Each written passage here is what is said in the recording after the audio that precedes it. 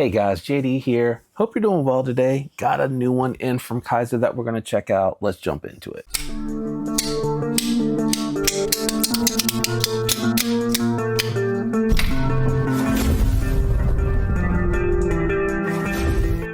All right, guys, we have the new Kizer Spitfire in, and I am really excited to check this one out. I like the aesthetics. I like the full bolster here with the micarta scales on top of the liner. I think this is a really cool model here that they did, and I'm excited to get into it. It does look like this is an aluminum backspacer. I don't think it's quite titanium. Doesn't look like a traditional anode. It looks like a coated aluminum backspacer, but it is really interesting looking how they did that. Just a little pop of color there. I think that is nice, and it matches the thumb studs. Great action on this one. Check out that little blade shape. Really cool. 50% length flat ground blade on here. You're looking at 14C28N on the blade, so you know that means it is an affordable model. Steel liners here milled out with a ton of milling for weight reduction. You do have that nested liner lock, so I think it's a little bit of a miss here. They did a deep carry pocket clip, but they did not make it reversible. On this particular model, the stop pin way back off of the sharpening tool. For those sharpeners out there, you're going to be able to rejoice on that one. Good job. I'm able to, even though it is a smaller design, still get a good forefinger grip, and that's because of the way this is designed. The handle kicks back. Even though it cuts off here, that kickback allows my pinky, even though I hang off of the back, to be able to grab onto something, so I do have a very fulfilling grip. I don't have to choke up and squeeze up all extra tight. It does have slight contouring to it, which does add to the really good ergos on this one, but I do feel the pocket clip's edges on here, and I think that's just because it is a thicker pocket clip on a thinner handle. It's not a real hot spot, but I definitely feel where the pocket clip is kind of landing in the palm. It does have a little flat landing pad here for cutting, and it is an absolute slicer. I'm glad to see some 14C28N from Kizer. It's been mostly Nitro V that we've been seeing here, and nothing wrong with Nitro V, but there are some different characteristics between Nitro V and 14C28N. They both take a very, very sharp edge and are very easy to maintain, but your 14C28N has more toughness and is a little bit better on the corrosion resistance. Excellent action on here. I'm not quite sure they're riding on Delrin style washers. I know that from others that I have disassembled. I'm thinking it's because it is that liner lock that this has really smooth action. The detent is absolutely dialed with the one means of deployment.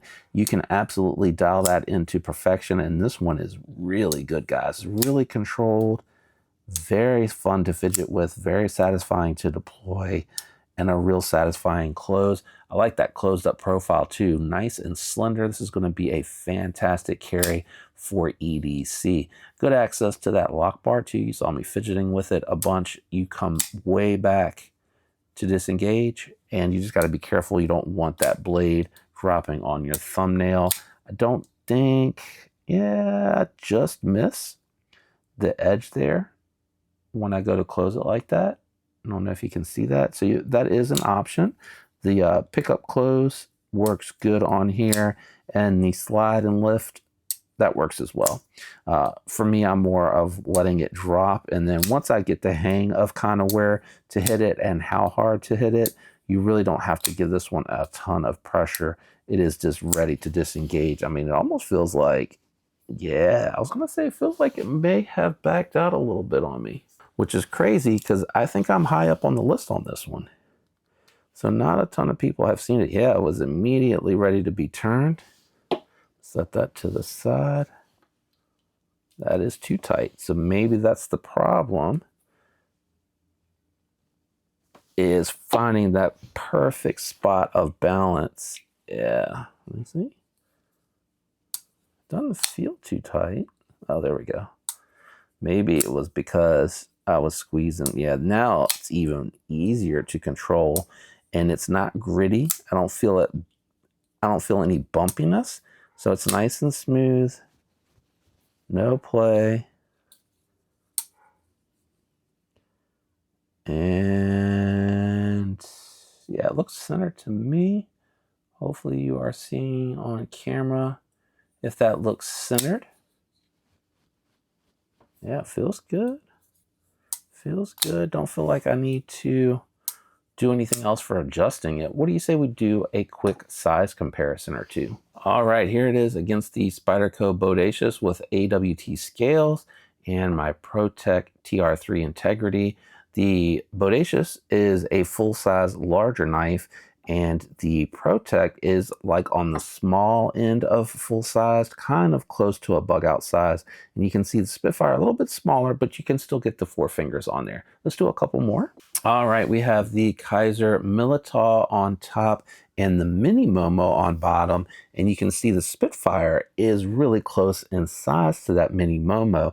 So if you have or were thinking about a Mini Momo because you liked the size, but maybe you didn't like that it was a flipper only, front flipper only, this one here has got thumb studs and it's a very similar style carry. So that's a nice option for those of you out there that maybe wanted something the size of the Mini Momo, but didn't like that front flipper only. Let's go ahead and clear these out of the way. We'll go ahead and wrap up with final thoughts on it and impressions of the Spitfire. All right, final thoughts and impressions of the Spitfire, guys. I grade on a scale of 1 to 10. 1 is the lowest, 10 is the highest, but with budget-friendly materials such as aluminum with micarta, steel liners, and steel hardware, 14C28N, which is an affordable steel, I do cap those at a 7, being that that's the highest it could possibly get, not necessarily what my score is of this particular one.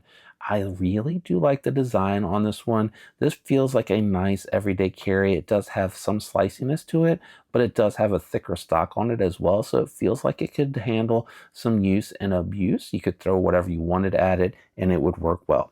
Plunge grind does come right up here, so you're going to get a smile as you start to sharpen. To me, that's not really that big of a deal because it does have so much blade's edge. I think we fixate and focus so much on that imperfection because it's ugly aesthetically. It doesn't look good, but you have so much blade's edge here that it really is not going to be that big of a deal. What are you cutting back here that you need to worry about the fact that it's thickened out the edge back there, and you can still get it sharp. It's just going to have a little bit of a smile, and it is going to be a little bit of an imperfection. But if it's a user, does it really matter? The other issue that I will say, I didn't like that they didn't make this pocket clip reversible, because I feel like with it being a nested liner, this would be something that the lefties would absolutely pick up and use and enjoy, and it would be a small thing to be able to make that pocket clip reversible, because it would just be the additional holes it lays flat on there. That is a positive though, because if you don't like the way that this pocket clip sits all the way back, you could opt to pick up one of their titanium clips, which I think is a little bit smoother and a little bit thinner, maybe not thinner, but a little bit smoother. And it would sit a little bit more forward because it would stop where that last screw is. It wouldn't hang off the back as much, but this one does, and I do feel that a little bit. Not that it's a hot spot, but it is something that I do notice when I carry it. So having said all of that, I think I am going to go 6.3 on the Spitfire because I love everything else about it. The fit and finish are really good. The aesthetics to me are really good. Very well done design, not off-putting in any way, shape, or form. The ergos are good, the action is good, and the edge and cutting performance on the 14C28N are really, really good.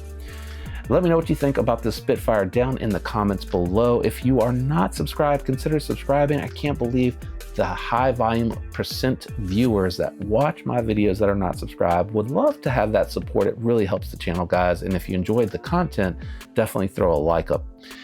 That is it for me today. Thanks for hanging out, guys. I'll catch you on the next one. Goodbye.